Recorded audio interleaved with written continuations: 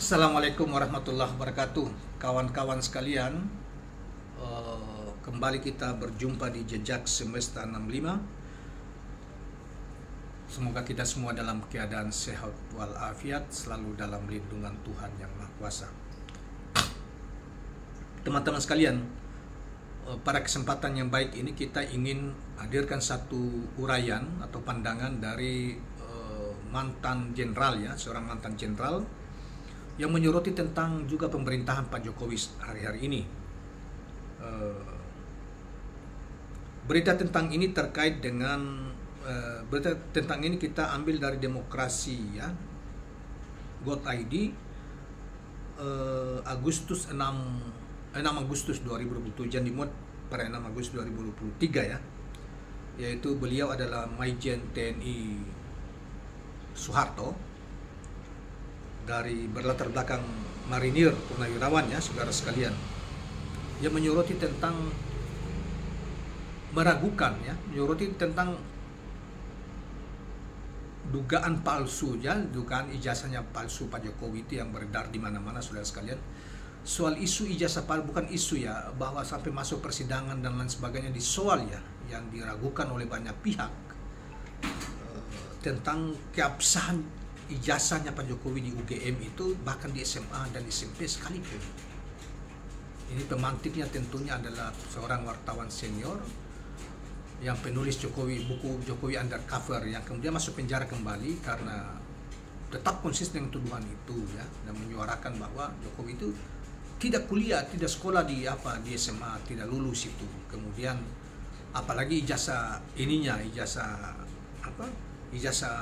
UGM-nya dipersoalkan, tanya. Dan ini kemudian beliau ini juga mengangkat bahwa kita ini dipimpin, 10 tahun Indonesia dipimpin oleh orang yang tidak jelas pendidikannya, latar belakang pendidikannya. Ini maksudnya Pak Jokowi ini dianggap tidak jelas latar belakang pendidikannya.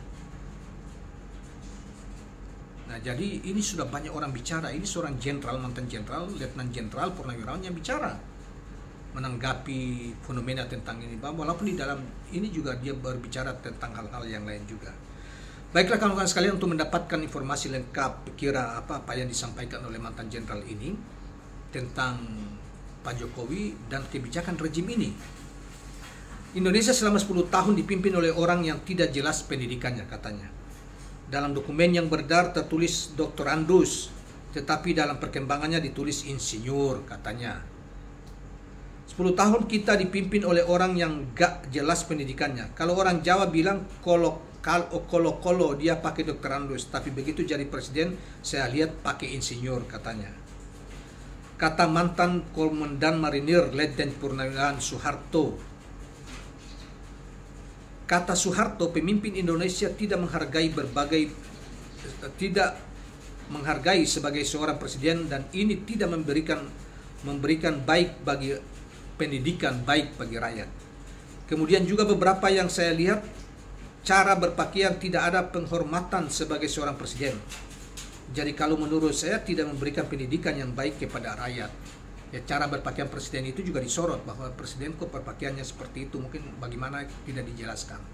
Tetapi mungkin Pak Jokowi dengan berpakaian misalnya lengan putih, lengan panjang seadanya kemana-mana, itu dianggap biar dicitrakan sebagai seorang yang merakyat. Tetapi bagi seorang Majen Soeharto, bahwa seorang kepala negara karena mewakili satu negara, maka cara berpakaian pun harus ditampilkan dengan baik di depan umum maupun apalagi di acara-acara yang formal. Kondisi bangsa ini, kata Soeharto, harus dilihat dari ideologi, politik, ekonomi, sosial, dan budaya, Ipolexosbud, termasuk kemunculan Trisila dan Ikasila, bahkan rancangan undang-undang HIP itu.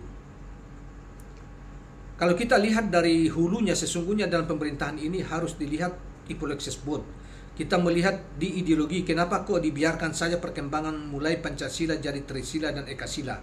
Ujung-ujungnya bukan karena gotong royong itu, tapi lebih cenderung partainya satu. Mau partai satu, ujung-ujungnya sebetulnya itu. Kalau partai komunis mau jadi apa kita? Kecenderungan ini saya rasakan itu dari ideologi, katanya. Kata Soeharto, kata Majen Purnawirawan Soeharto, dalam persoalan politik di dalam Undang-Undang Dasar 45 Tidak ada kewenangan termasuk mendapatkan mandat dari rakyat.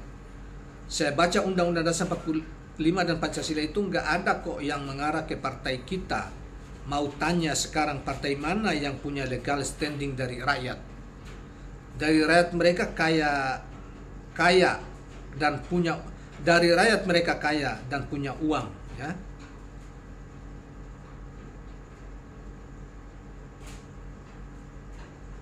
Dan peserta berubah menjadi dengan oligarki katanya. Dari segi ekonomi kita, kata Soeharto, di era pemerintahan saat ini lebih amburadul dengan utang yang menumpuk. Setelah dilantik menjadi presiden, ia mengungkapkan memindahkan ibu kota. Kalau orang Jawa bilang kemlinti. Nggak tahu kemlinti ini apa ya.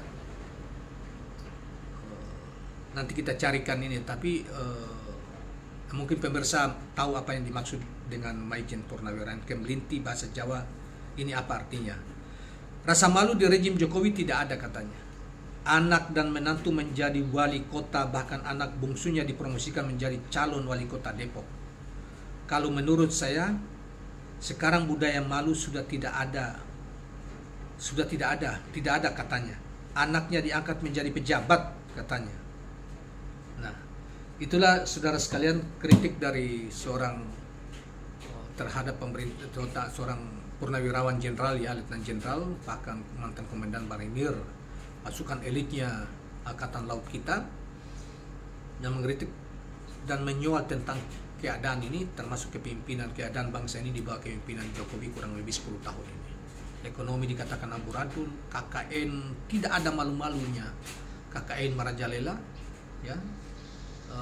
Kemudian seperti IKN dan lain sebagainya itu dianggap tidak memindahkan ibu kota, dianggap tidak mengkaji dulu secara paripurna dan dilihat dari berbagai aspek, termasuk aspek keamanannya, baru menempatkan ibu kota di situ. Jadi bukan ujuk-ujuk, orang Jawa bilang bukan ujuk-ujuk, bukan tiba-tiba tanpa ada pertimbangan yang matang.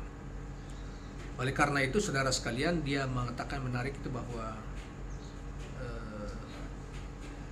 pemerintahan Pak Jokowi hari ini tidak ada malunya. Nah, dia menyoroti tidak malunya diantaranya KKN-nya itu. Anaknya yang sebetulnya dari sisi pengetahuan sangat terbatas, bahkan tapi karena dia kok presiden, seluruh partai berbondong-bondong memberi dukungan dan akhirnya menang Gibran. Kemudian disusul menantunya, waktu bersamaan menantunya di Sumatera Utara, si Bobi Nasution jadi wali kota Medan.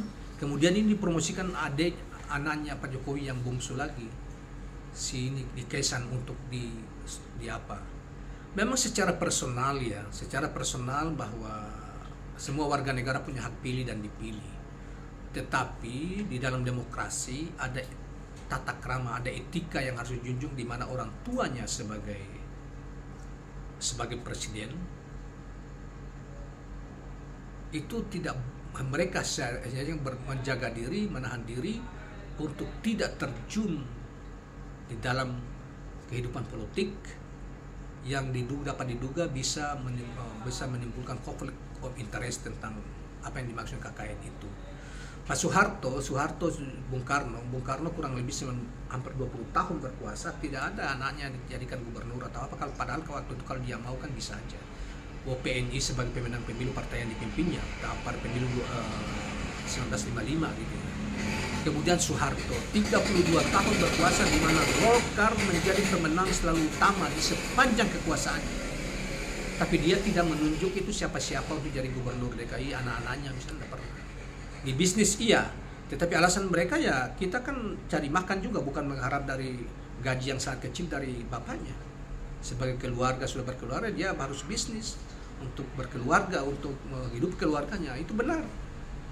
Tetapi bahwa ada terlalu monopoli apa, tidak juga. 32 tahun berkuasa saya kira tidak juga batu tutup Tommy apa enggak. Pak Jokowi belum sampai, baru 6 tahun berkuasa, 6-7 tahun sudah menempatkan anak-anaknya yang masih bau ingusan di bawah itu, yang kemudian disorot salah satunya oleh Maijen TNI Soeharto ini, yang akhirnya mengatakan bahwa rejim ini tidak ada malunya. Demikian kawan-kawan sekalian, mudah-mudahan mencerahkan dan informatif. Saya berharap bahwa sebelum kita mengakhiri perbincangan ini, jangan lupa atau tontonan Anda, rekan-rekan sekalian, jangan lupa tekan tombol subscribe, like, dan share channel ini. Assalamualaikum warahmatullahi wabarakatuh.